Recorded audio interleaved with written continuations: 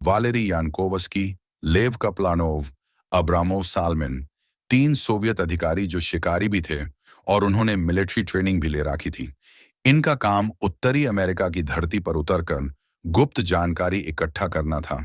इन्होंने मास्को से एक जेट विमान में उड़ान भरी, कुछ घंटों में उत्तरी अमेरिका के एयर कंट्रोल में आ गए। राडार से बचने के लिए वो लोग और ऊपर उड़ रहे थे। सहसा अमेरिका के फाइटर जेट से एक मिसाइल छोड़ने की चेतावनी उनको रेडियो पर मिली। वो लोग डर गए, किंतु अब कुछ किया नहीं जा सकता था। एक मिसाइल उनकी तरफ बढ़ने लगी जो बहुत तेज रोशनी के साथ आ रही थी। आनन फानन में उन्होंने जेट की दिशा बदलनी चाहिए, पर इसके लिए वो लोग देर कर चुके थे।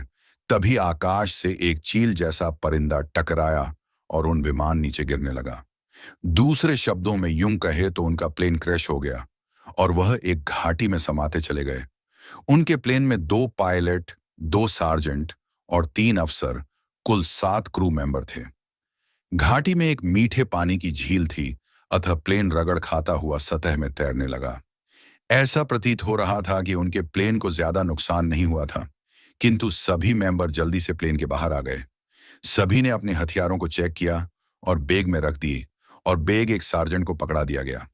खाने का सामान और कैंपिंग का सामान एक सार्जेंट के पास था। उन्होंने रूक कर सैंडविच खाया। तभी सीनियर अफसर वालेरी यानकोवस्की को लगा कि कुछ गड़बड़ है। यहाँ इतना शुद्ध वातावरण कैसे है? हवा बहुत मधुर और ठंडी चल रही थी। वनस्पतियां भी अनजानी थीं। अब्रामोव साल्मिन कहता है, मास्टर वालेरी, यह क्या है? हम किसी बग में फंस गए हैं, कोई लॉस्ट समय? वालेरी जो सीनियर अफसर था वो कहता है, हाँ साल्मिन, प्रतीत तो मुझे भी ऐसा ही हो रहा है, किंतु कुछ कहा नहीं जा सकता है।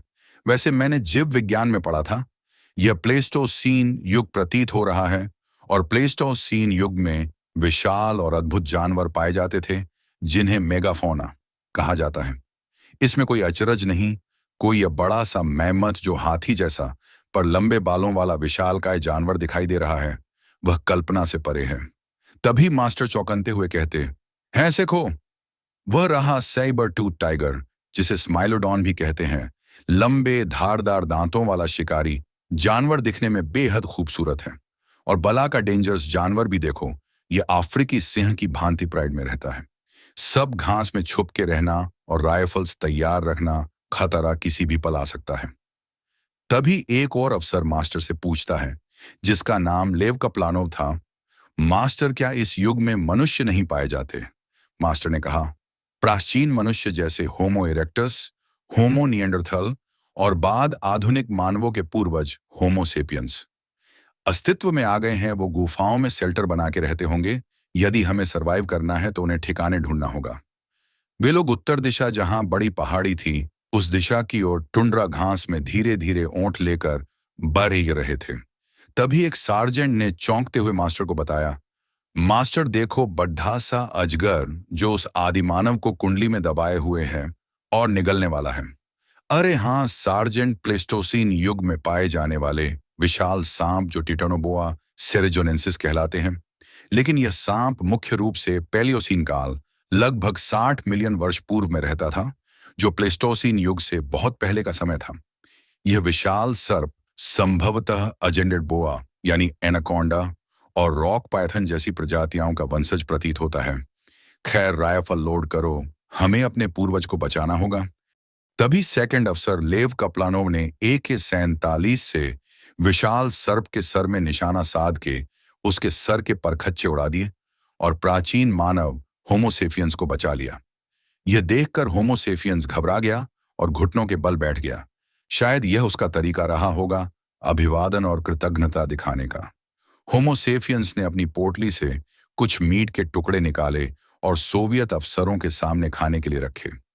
सार्जेंट ने कहा, मास्टर, कहीं इसमें जहर तो नहीं है? क्या इसके पास का मीट खाना उचित रहेगा?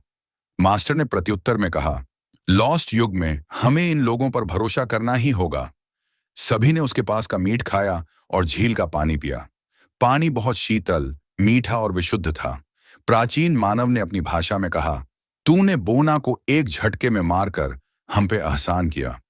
उन्हें उस प्राचीन मानव की भाषा समझ नहीं आ रही थी, किंतु बार बार बोना शब्द सुनकर मास्टर इस नतीजे पर पहुंचे कि इस विशाल जॉइंट सर्प को ये लोग बोना कहते हैं।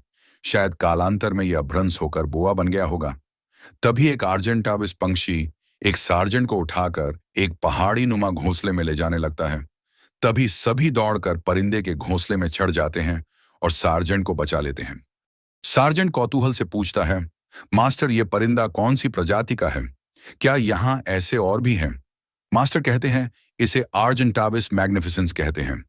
जहां सबसे पहले इसका जीवाश्म मिला वो स्थान आर्जेंट यानी अर्जेंटीना देश था, और एविस का अर्थ होता है पक्षी एवं मैग्निफिसेंस अर्थात भव्य या विशाल। इसीलिए इसे अर्जेंटेविस मैग्निफिसेंस नाम दिया गया। दोस्तों, 1979 में वैज्ञानिकों की एक टीम ने अर्जेंटीना के पंपा प्रांत में जीवाश्मों की खोज के दौरान यह खोज की थी। जब जीवाश्मविदों ने खुदाई की तो उन्हें विशाल पंख की हड्डियां यानी ह्यूमरस, रीढ़ की हड्डियां, पैर की हड्डियां और ठोस खोपड़ी की संरचना मिली। हड्डियां इतनी बड़ी थी कि पहले संदेह हुआ कि ये कोई उड़ने वाला जीव हो ही नहीं सकता, किंतु बाद में एनाटॉमी और पक्षी हड्डियों की बनावट के आधार पर पुष्टि की गई कि यह एक उड़ने वाला पक्षी था। अब बात करते करते वे लोग एक पहाड़ी के पास पहुंच गए जहां कई सारे होमोसेपियंस मानव अपने परिवार के साथ दिखाई दिए। तभी एक सार्जेंट ने कहा, देखो मास्टर, हमारे पूर्वजों ने आग जलना और खाने को पकाना सीख लिया है। मास्टर ने उस होमोसेपियंस से कहा, आया था ये लोग कौन हैं? उस होमोसेपियंस ने अपनी भाषा ने बताया, ये उसका कबीला है। तभी एक बच्चा उस होमोसेपियंस के पास आकर अपनी भाषा में कुछ कहा, जिससे होमोसेपियंस अचानक डर गया और इसरो में बोला, मुखिया पुत्र को दंत दैत्य उठा के ले गया। होमोसेपियंस अचानक डर गया और इशारों में बोला, मुखिया पुत्र को दंत दैत्य उठा के ले गया। उसने गुफा में बनी पेंटिंग में उस दैत्य को दिखाया। वह एक सेबर टूथ बाघ था।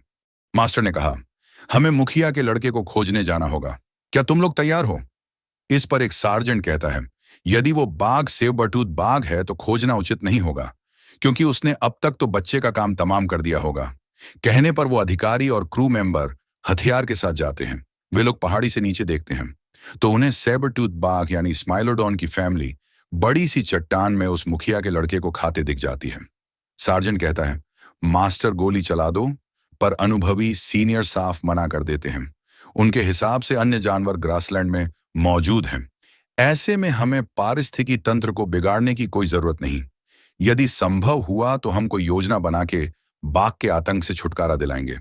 मास्टर ने कहा, हमें मुखिया के लड़के को खोजने जाना होगा, क्या तुम लोग तैयार हो?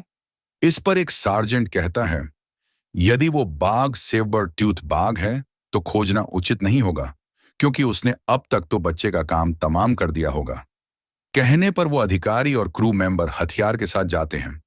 वे लोग पहाड़ी से नीचे देखते हैं तो उन्हें सेबर टूथ बाघ यानी स्माइलोडॉन की फैमिली बड़ी सी चट्टान में उस मुखिया के लड़के को खाते दिख जाती है। सार्जेंट कहता है, मास्टर गोली चला दो, पर अनुभवी सीनियर साफ मना कर देते हैं। उनके हिसाब से अन्य जानवर ग्रासलैंड में मौजूद हैं। ऐसे में हमें पारिस्थितिकी तंत्र को बिगाड़ने की कोई जरूरत नहीं। यदि संभव हुआ तो हम कोई योजना बना के बाघ के आतंक से छुटकारा दिलाएंगे। शाम घिर आई थी तो रूसी अधिकारियों ने सोचा खाने के लिए शिकार किया जाए, तो उन्होंने एक मास्टरडॉन मीडियम हाथी, जो आज के हाथियों का पूर्वज था, और जायंट डियर को बंदूक से मार देते हैं ताकि सभी होमोसेपियंस को अच्छे से भोजन मिल जाए। रात में सभी पहाड़ी के शेल्टर में जाते हैं और मारे गए शिकार को पकाकर सभी ने भरपेट भोजन किया, किंतु आज मुखिया का परिवार इस भोज में शामिल न था। मास्टर ने आज तय कर लिया था कि इन लोगों को सेबर टूथ से निजात दिलाना ही होगा, क्योंकि वो खौफ के साए में जी रहे थे। उन्होंने उसी शेल्टर में कम लगाया, बोन फायर जलाया और 2 बंदूक लिए सार्जेंटों को पहरा देने तैनात कर दिया। जब सुबह हुई तो सेबर टूथ के पगमार्क शेल्टर और टेंट के पास सभी ने देखे। शायद जलती हुई आग के कारण सेबर टूथ ने हमला नहीं किया था। कल शाम को किए गए शिकार को पुनः पकाकर सभी ने नाश्ता किया और पहाड़ी का मुआयना करने सभी रूसी अधिकारी, धोनी सार्जेंट और क्रू मेंबर अपनी बंदूकें और होमोसेपियंस अपने पत्थरों के औजार लेकर निकलते हैं। दूर चले ही थे कि एक जायंट बेयर जो पेड़ पर हानि खा रहा था इन्हें दिखाई देता है, वह इन लोगों की ओर गुस्से से दौड़ता है।